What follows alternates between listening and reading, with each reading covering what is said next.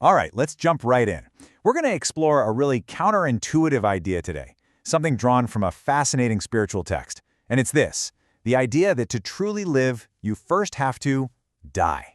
Yeah, I know, it sounds like a total paradox, but it just might be one of the most powerful principles for a truly meaningful life. Now get this powerful phrase, that others may live. It's not from some ancient philosopher. It's the actual, real-life slogan for the United States Air Force paratroopers.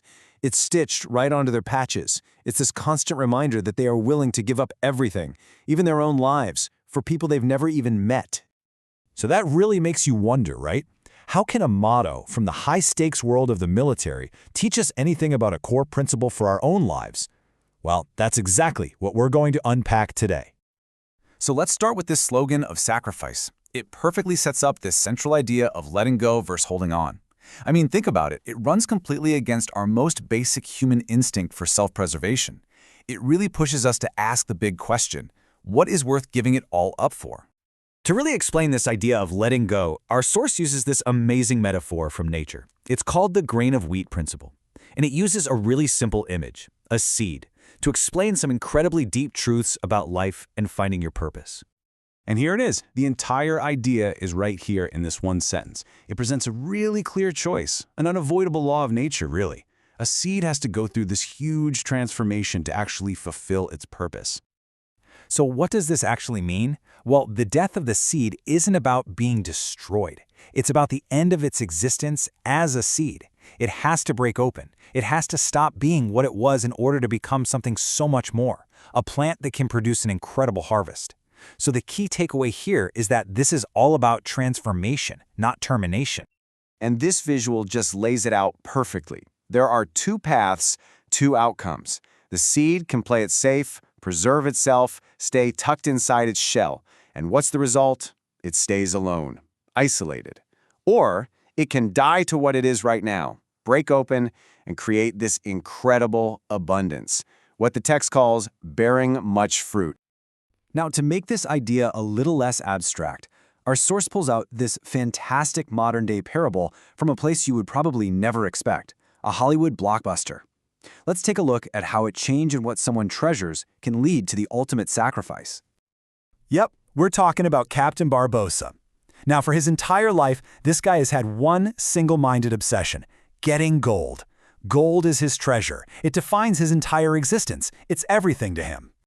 But then, everything changes. At the climax of the story, he's in this incredibly dangerous situation, facing certain death. And in that very moment, he finds out that the young woman who's with him is his daughter, the daughter he never even knew he had. And then she asks him this powerful, identity-defining question, who am I to you? I mean, talk about a moment of truth. It forces him, right there, in that life or death moment, to decide what he truly values. All his life, the answer would have been about money, about power. But now? His answer is just one word, treasure.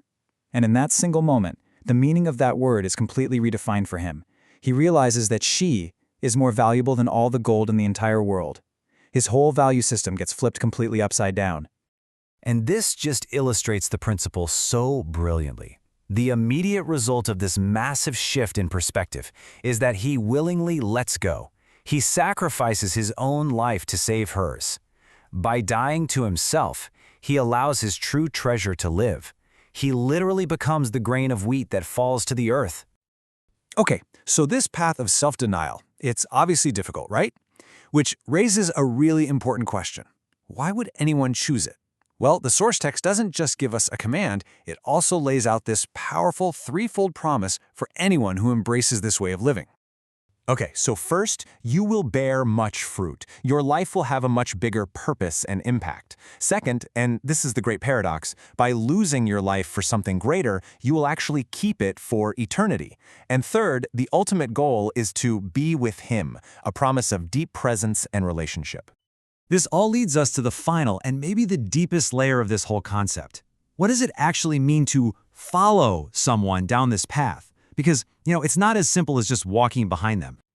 See, the text explains that at first, a lot of people just wanted to be in the physical presence of their teacher. They wanted to see him, to be near him, but he immediately pivots their thinking. He says the goal isn't just to be where a leader is, it's to become like that leader is, to adopt their character, their pattern of life. So true following, it isn't a one-time thing. It's not a Sunday morning activity. No, it's a lifelong journey. It's a pattern of living that shapes absolutely everything: how you think, what you desire, the words you say, and the things you do every single day of the week. And his famous quote just summarizes the whole thing perfectly. To truly live is to embody this principle of self-giving love. And when you see it that way, dying to your own selfish ambitions, well, that's not a loss at all. It's the ultimate gain. And this brings us to the final piece of the promise, that those who choose this path of service and self-sacrifice will in the end be honored. It's a journey that might start in humility, but the text says it ends in glory. So this leaves us with a really challenging thought to chew on. In a culture that is constantly screaming at us to look out for number one, this principle suggests the exact opposite. It says that real, abundant, true life is only found when we stop trying to hoard it for ourselves and start giving it away for the good of others. So the question is, what could that look like for you?